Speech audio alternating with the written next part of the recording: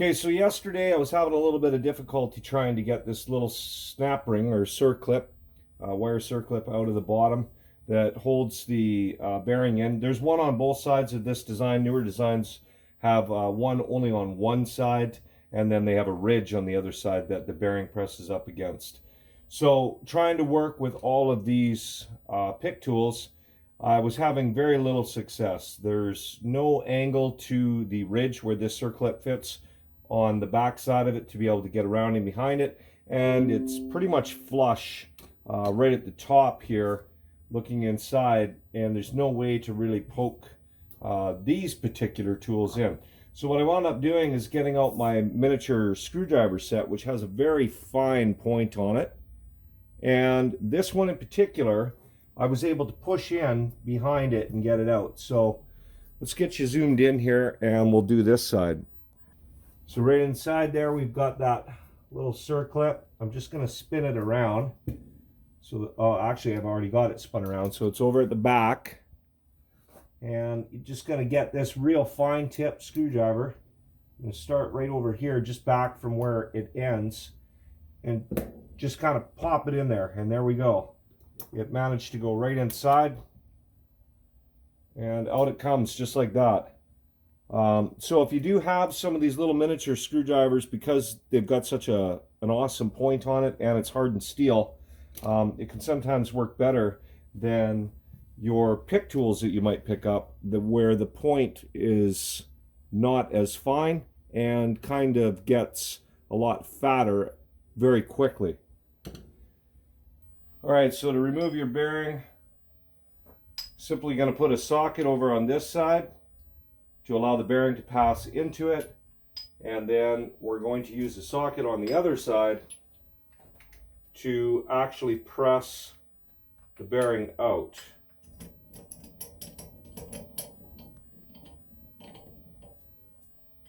So a smaller diameter socket, about the size of the outside of the race of the bearing.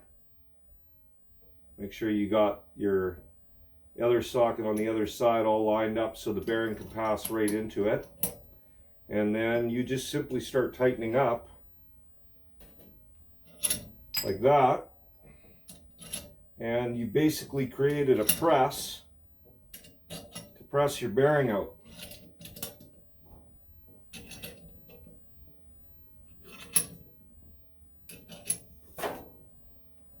And out she comes, just like that. And here we have our new shot kit. So this one here is made by Pivot Works. Let's open her up and see what they provide us. All right, so we've got the bushings for the outside. We've got the upper seals, lower seals, upper bearing, bottom bearing. The other two spacers for the top bushings.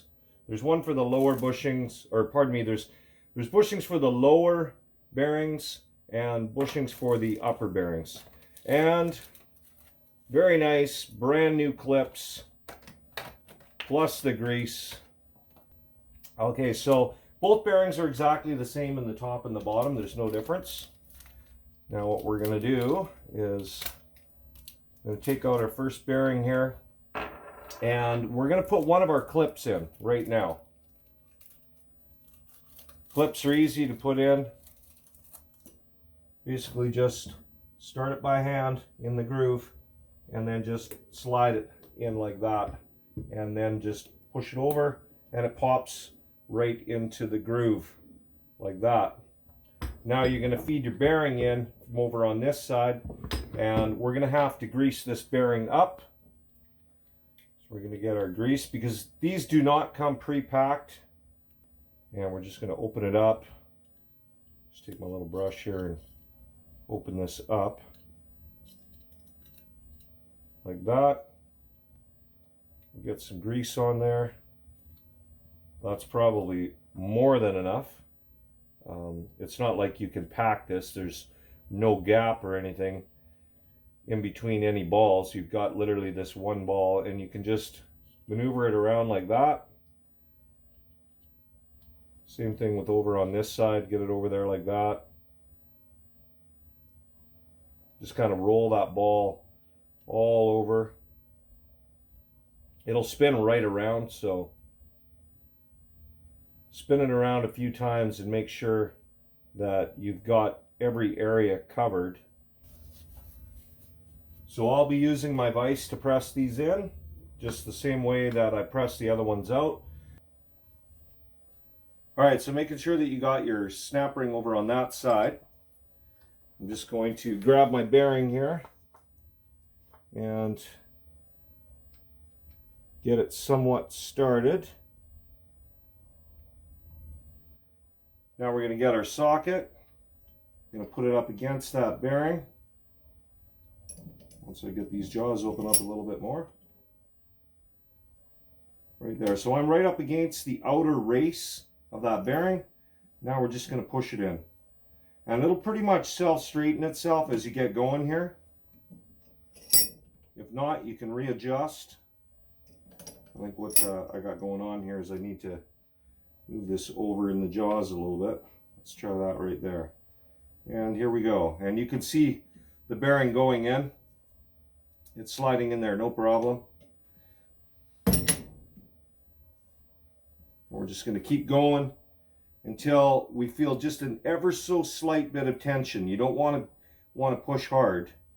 You're going to feel it kind of bottom out, and you want to stop right there, or you're going to mess up that snap ring on the other side. Now there it is right there. I can feel it. It stopped. Like I said, other shocks don't have a snap ring on both sides. They have a ridge. Same thing, you don't want to be pushing on that ridge too hard. Okay, so that gets the bottom one in. Let's move to our top one. So there you go, there it is.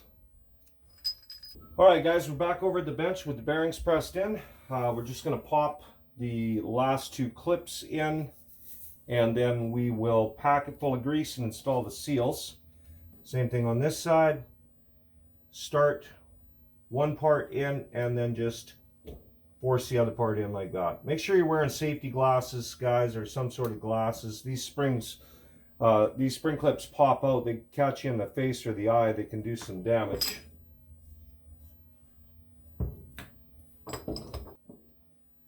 Now we're going to move on to packing these with grease, and then we'll install the seals. So you don't want to put too much grease in here, or you're not going to actually be able to get the seal in.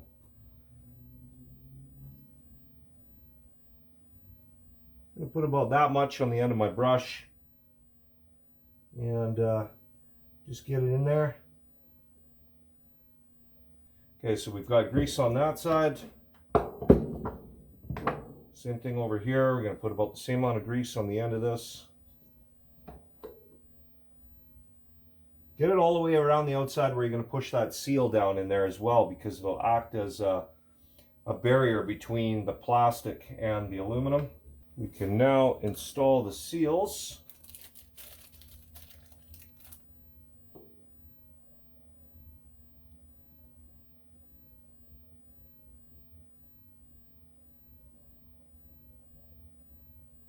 Now the seals on the top and the bottom are exactly the same, so you don't need to worry.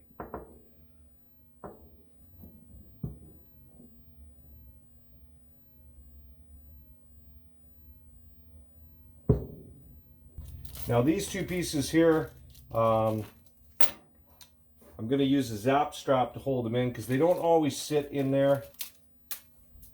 These two smaller ones go up on the top, and these two larger ones go down on the bottom. Sometimes they sit right in there no problem, and other times they do not. And sometimes they're a bit of a pain to get in here, and other times they're not. And in this case, I'm very fortunate that these are actually going in there nice and easy. On other bikes, these bushings, they actually press inside the bearing inside there. And sometimes they can be an extremely tight fit. These ones here just go into the seal itself, which is great. I'm just trying to... sometimes you might have to spin these to get them to go into the seal. You can see that one Because I put that grease on there, it's trying to pop itself out. Same thing with that one. There we go. Okay, so now what I'm going to do is I'm just going to run a zap strap through both of these. Probably put a baggie over top of it just to keep everything nice and clean. And this baggie here is just going to keep any debris or anything out of there while I'm doing the polishing of a couple of these parts before we put the spring back on.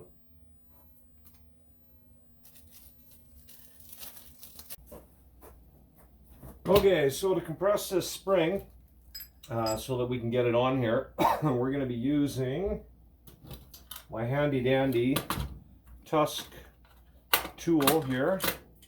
This thing works fantastic.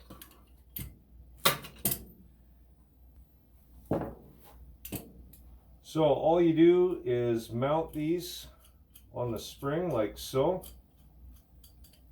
You know what, let's see if we can get this spread out a little bit more. I don't think I can actually get to that next one. No, we're going to have to stay right here.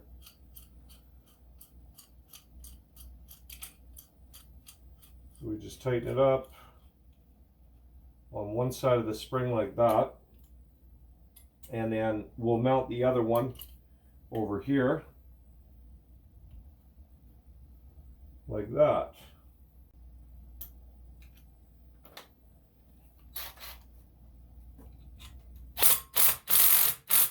So just go from side to side, keep it even.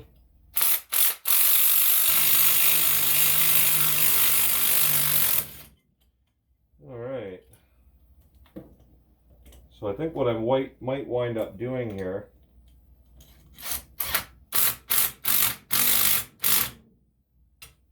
is I may get out my my heavier impact. We'll see.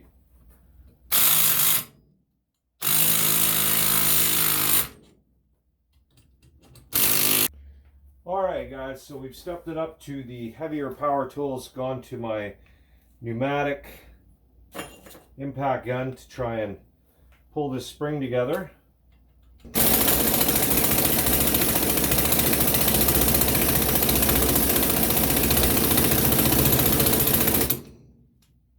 Okay, we finally managed to get this thing to pull straight.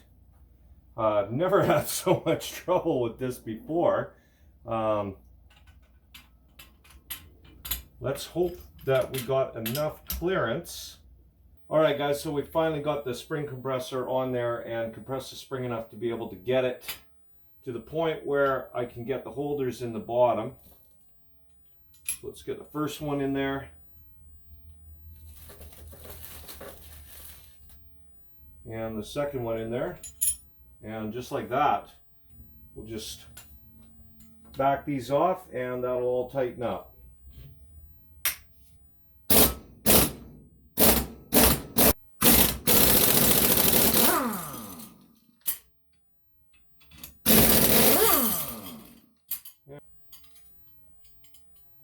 Left a little bit of my rubber or plastic piece here that protects the spring.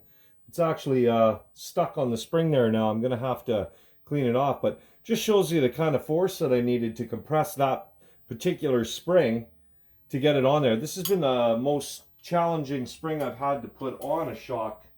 They're not usually that difficult to get on there. Okay, so that finishes up the shock. That looks pretty good.